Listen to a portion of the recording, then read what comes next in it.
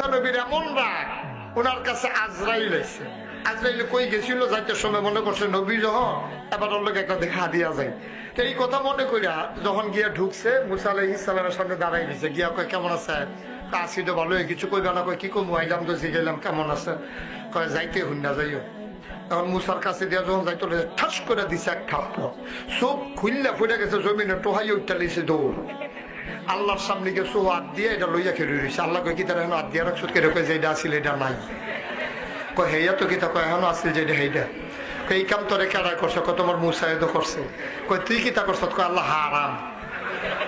ওখানে গিয়ে খেয়েছি, কিচ্ছু কইছি না, বলে ভালো রে বিল্লা আমার। কয় যাইতে হইনা তো গেছি, পরে ঘি চালাইছে। কয় তুই কিচ্ছু করছ? তা কয় জি না। কয় কিছু সালাম টালাম দিসলা নি?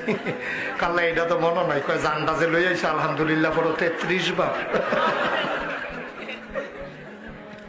জানটা যে লই আইছো তাহলে মানে আমার মনে করো মুসার মতো নবীর সামনে গিয়ে সালাম দিতে মনে থাকে না, আবার এসে বিচার দিতে হয় না, জানতে কার সামনে গিয়া কিতা করে বইছে?